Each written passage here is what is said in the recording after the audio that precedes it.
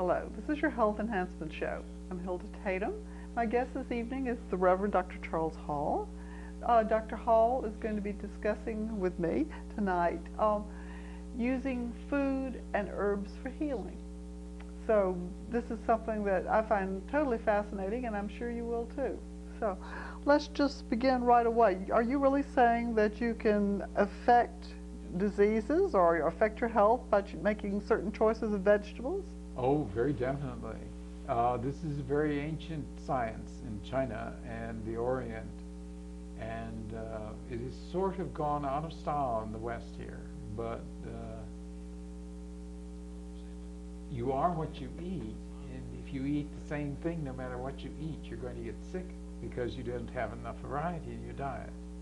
If you ate nothing but steak, now a good organic steak, you can live on meat. There are a lot of people in the world who do live on meat. Mm-hmm. The Eskimos. Herders. Yeah. But they're wandering people. They live in tents. They're like the Maasai in Africa. They supplement their diet, I'm sure, in the summer. But there's a lot of good food in meat, if it's good meat. And the trouble is there isn't any good meat left of that type. Wild meat is different. It's gone in America. So we're really essentially talking about vegetables and grains and meat. Vegetables and grains and meat. Vegetable, grains, and herbs. Mm-hmm.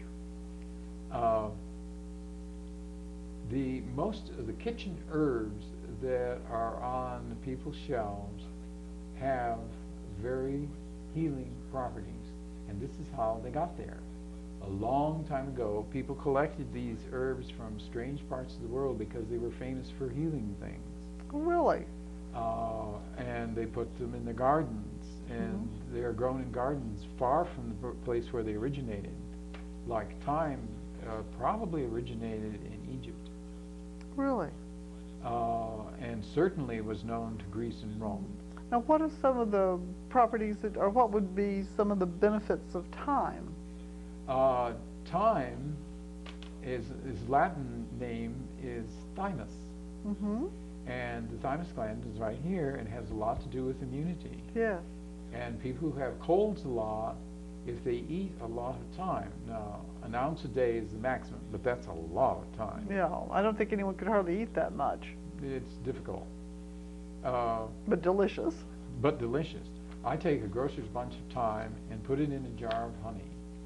A pint jar, loosen it up, take the bunch, loosen it up, and pour the honey in on top of it. Turn the jar upside down half a dozen times a day for 2 or 3 days, and you make a really tasty thing to put on toast or whatever. Well, this is fresh thyme. Fresh thyme, common ordinary thyme. And this will increase one's immunity to the common colds, and is something which people with AIDS could do very well to eat a teaspoon a day of. So anyone who doesn't want to get AIDS, to increase their immunity. Yes, and besides that, it's delicious. Yeah, so there are really no dangerous side effects to eating thyme. No. So, well, not noticeable for 1,000 years anyway. So, well, I'm wondering too, now with these herbs that we'll be going into a little bit more, does it make any difference how old they are, whether they're ground or whether they're fresh? Fresh herbs are 10 times as strong as the dried herbs. Okay. And this is true of any herb. Very few of them improve with drying. Okay. They usually lose about 90%. Okay, so it'd be just like your lettuce or your green beans. They're not nearly as nutritious for you if you dry them out before you ate them. Yeah, I'd hate to eat a salad of dried lettuce. Yes. That doesn't appeal to me. No, no matter how convenient, you could just add water. How about basil? Fresh basil is originally from the Mediterranean also, and it is used, been used for a couple thousand years to treat the common cold and for flus and influenzas and pneumonias in old times, along with garlic. So these people who say, oh, I'm just a plain cook, I don't use all those things, are really missing out on some nice things for their children and families. Oh, yes. And if your family has a habit of catching colds in the winter, one or more colds in the winter, feed them basil in the summer. Are you saying that time. far ahead it would make any difference? I mean, Oh, certainly. It builds up one's health, and a healthy person doesn't get sick. It's Yeah. the nature of the world. when was the last time you had a cold? Me? Uh-huh. 2 years ago, I had the flu for 5 hours. I was amazed, and I got rid of it in 5 hours. I was amazed that I ever came down with it. I just got the very opening phases of it. Yeah. I took care of myself. I ate a lot of garlic, Mhm. and I had, it was in the middle of the winter, so I couldn't get fresh basil or fresh thyme. But you could get your fresh garlic, which is a natural antibiotic. Yes, I had grown my own garlic that year. And a lot of onions and short grain brown rice ground up and made a miso soup. A little bit of miso.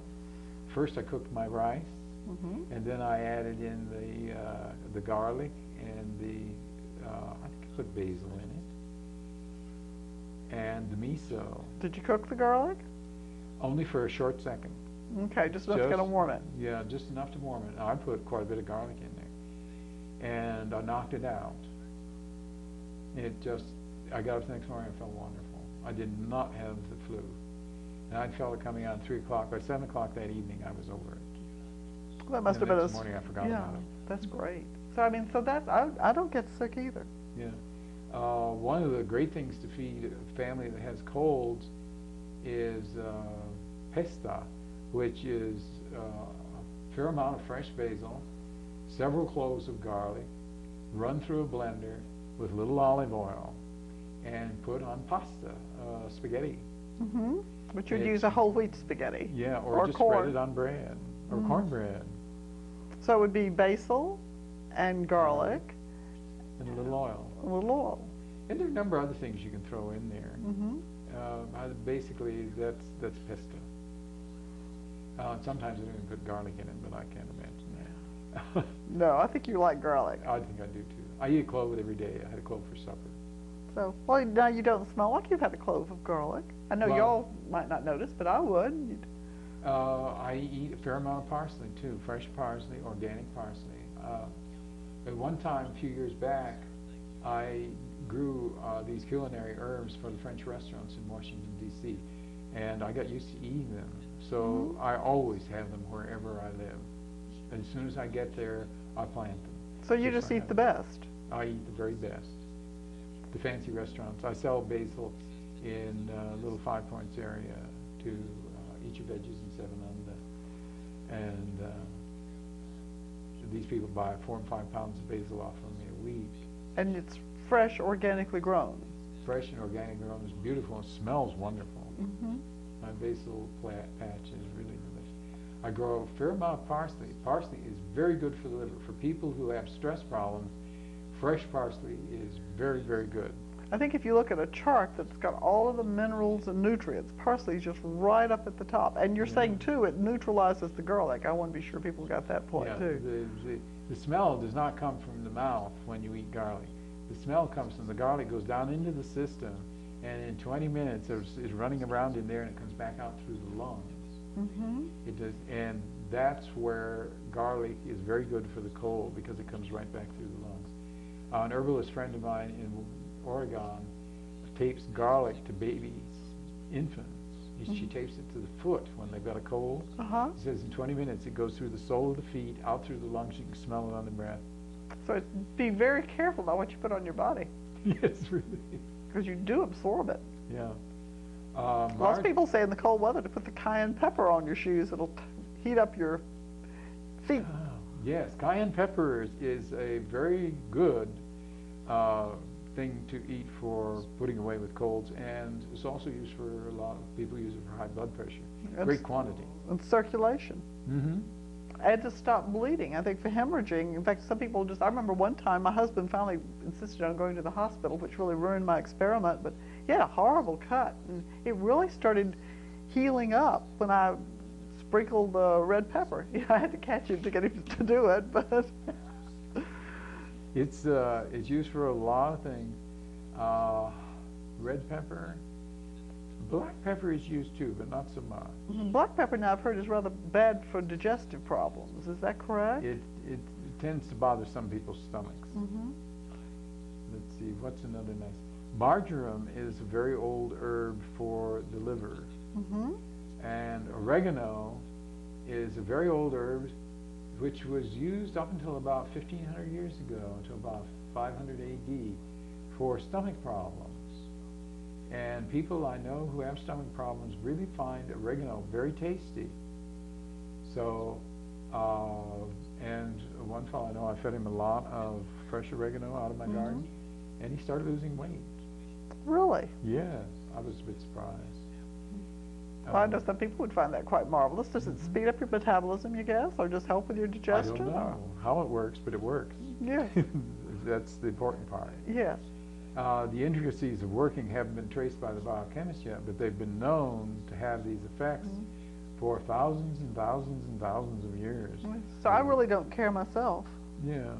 Just so long as it works, because I've tried a number of things too, and if nothing else, they just taste wonderful.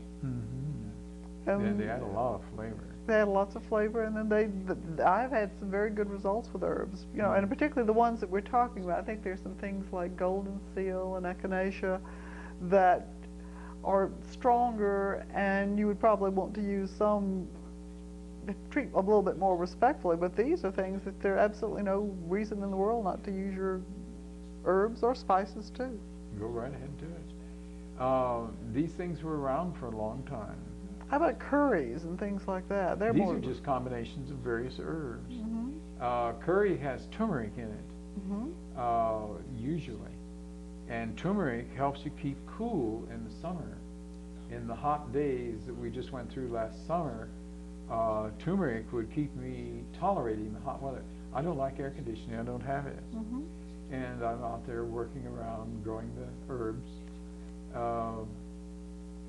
in the heat. And the turmeric keeps me tolerant of the heat. And you could also imagine you eat a few cucumbers, which have a bit of a refrigerant property. Cucumbers are very good for keeping cool on a hot day.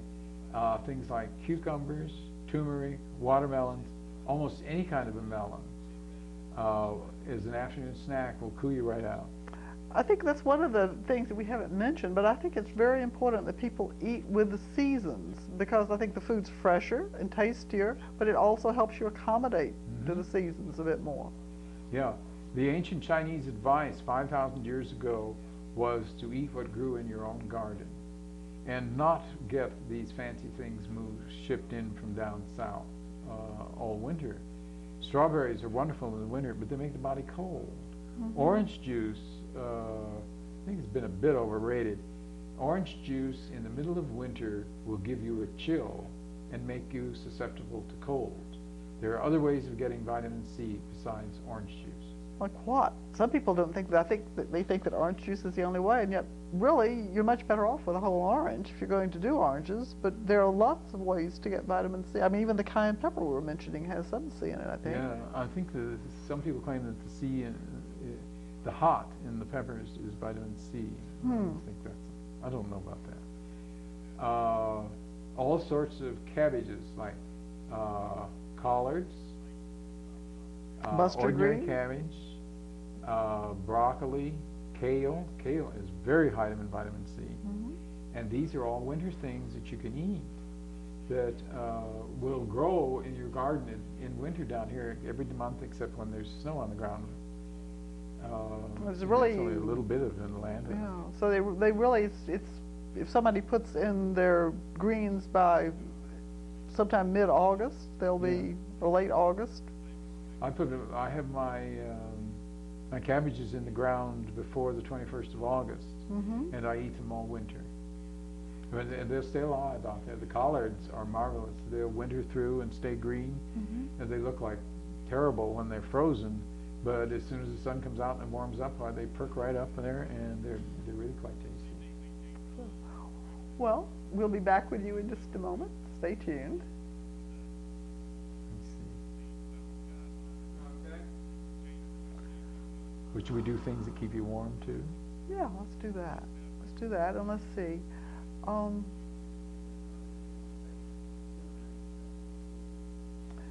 What are some other things we could do about using? Let's talk about some recipes. You want to? You want to go into recipes again, or winter foods? Maybe just fall and winter foods. Fall and winter foods. That's when they're going to get it. Yeah. Okay. Okay. Yes. Okay, here we go. And 3, 2, 1, you're on. Welcome back to the Health Enhancement Show. I'm Hilda Tatom, and I'm talking with the Reverend Dr. Charles Hall, who is the Director of School for Gentle Hands. And we've been talking about using herbs and using vegetables for healing. And we've talked a little bit about some of the things that we've been experiencing about keeping cool with vegetables and with turmeric and cucumbers and melons. And since we're kind of fixing to go into the fall and winter, we thought we would talk a little bit about some things that would be really good for you to eat in the wintertime. We've talked a little bit about kale and turnip greens and collard greens and how wonderful they are. And I think that really, lots of people kind of turn up their nose at those kind of foods. They're not really statusy. Well, it's true. Collard greens are kind of Common. Yeah. And the common healthy people eat them. So one year I had a little garden, or actually it was my mother's garden. She thinned out her collard leaves and plants, and so I ate the leaves that were maybe about that big, and I think I had more energy that fall than I have in years. Yeah. I grew up north, and I've never gotten quite used to collards, but I do plant them and I do use them in the winter. Mm-hmm. And we'll make a coleslaw. With collards? With collards. I never thought about cabbage. that. No, that's true. That's it's a true. very primitive cabbage. So, but you don't wait until the leaves are that big. Well, you don't have to. Well, I think they're tastier if you don't, because I think they get really fibrous when they get larger. I like collard greens small. Oh. Well, I'll try that too. Yeah, yeah. So really the greens are very high in calcium. Yes, and vitamin C. So don't cook your cabbage very long, and if you are steaming in things, steam it very lightly, so as not to overheat it and kill the vitamin C. So you're saying that if somebody were used to having their turnip greens or their kale just really boiled down with some fat back, that's not the way to do it? No. Why not? I mean, that's good enough for your grandmama. Yeah, well, grandmama oftentimes was rather large. Yes. And all that grease will do it. It's very hard on the system. So steaming in the style of vegetarian cooking is, if you got to cook it, that's the way to go. Or you can just have a big pot and just have about a half of an inch of water at the bottom, as long as it's got a good and tight seal. Mm-hmm. Yeah. Or unless you want to drink the water. Yeah. My mother made us drink the water off the vegetables, and I think this is one of the sensible things she did for me. She introduced me to health food stuff years and years and years ago. I think in later years she was too good at it herself, but I learned it. Yeah. I heard a wonderful story of this woman who was in her 60s, and very, very beautiful woman. And she was saying that when she was growing up, at birthday parties, her mother always had this wonderful, sugary, white floury birthday cake. But, you know, they never ate it. They used it as a centerpiece. And she went to a birthday party, and these people ate the cake, and she just was horrified. No, that one's new. Yeah, so when we're speaking of medicinal things, the sugar and the white flour are very unhealing. Yeah, there's nothing there. It's all been processed out. Yeah. The sugar cane is not the problem, or the wheat's not the problem. No. The wheat is still good. Mm-hmm. But what they did to it after they took it out of the field is a whole other ball of wax. Yeah. They fed the best parts to the pig, the bran, the green, the germ. You don't get those in some of these nice things called white bread. So, well, besides the greens, which I think are just spectacular, other things that are really wonderful for the fall would be things like sweet potatoes. Oh boy. And there's I think that some people don't know, some people just think they're sweet potatoes, but they're the red garnet yams, and they're just you need to go to 4 or 5 kinds. Yeah, they need to just look around and explore sweet potatoes. Yeah, my botany book says that there are over 1,000 varieties of sweet potatoes eaten in the tropics. And some of them have wandered up as far north as Georgia, and occasionally some of them get as far north as Cleveland, too. Yeah. Potatoes are very good. They have a lot of vitamin C in them. Irish potatoes. You don't overcook them. Yeah, plain ordinary white potatoes. Mm-hmm. And that's in keeping with eating what would come in your own garden. Things like sweet potatoes And potatoes are things that you grow in the summer and store for the winter, along with the onions and the garlic, the hard-shelled squash. Now, not the zucchini and the summer squash. Those are things to eat in the summer. But acorn squash and acorn, butternut, turban.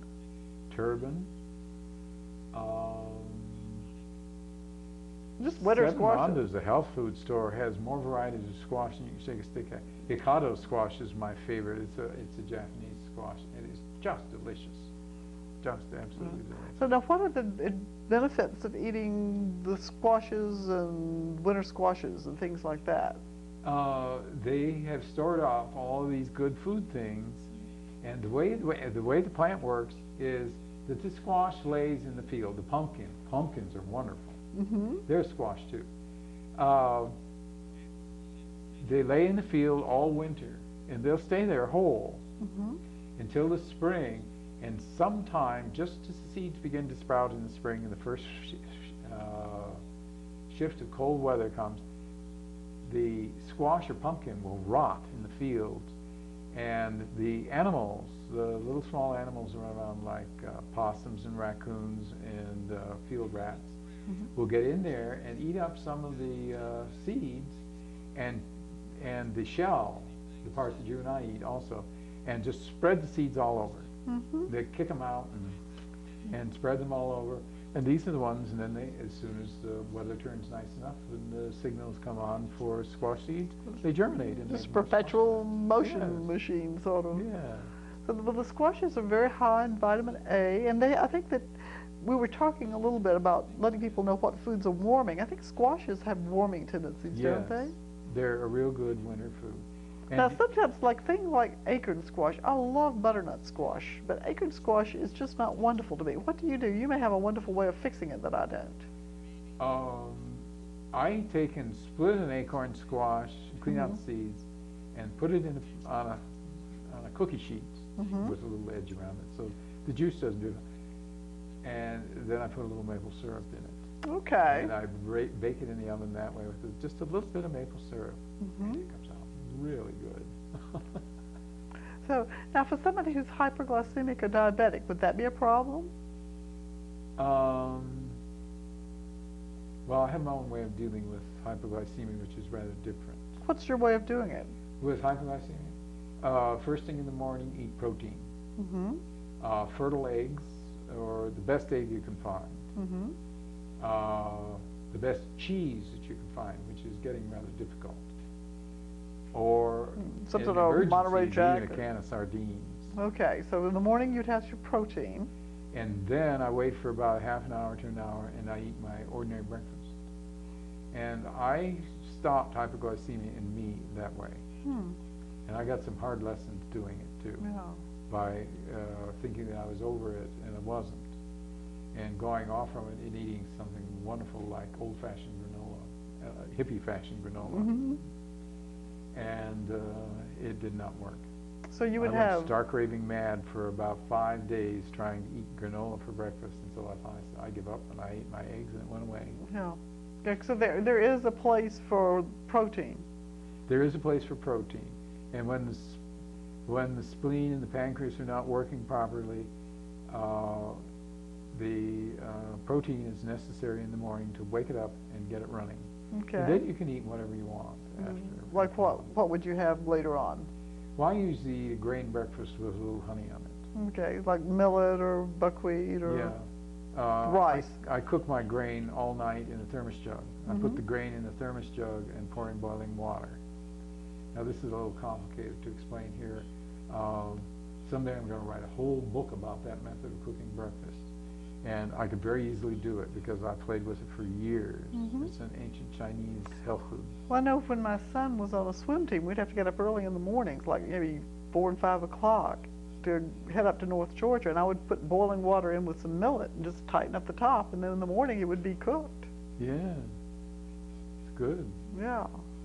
And you don't boil it. There's a lot of things that happen that don't happen to destroy the nutrition of the grain. You get much more nutrition out of cooking grain in a thermos jug. Can you do that with rice? Short grain brown rice works much well that way. It makes the chicken soup of the Orient. Really? It's a high, really. Well, here we go again. We have never, I think that Crazy Al and I have never completed a television show because we always just have more to say. And so the fact is that we're just about out of time, so you'll just have to come back again. Oh, thank you. And I hope that some of these health tips are helping you out. Have a healthy time till we cut another show. So, and I thank you for being here. And it's just my pleasure. My pleasure too. So, and y'all have some pleasure too, and get some good food to eat. We'll see you soon. Yeah. Eat well.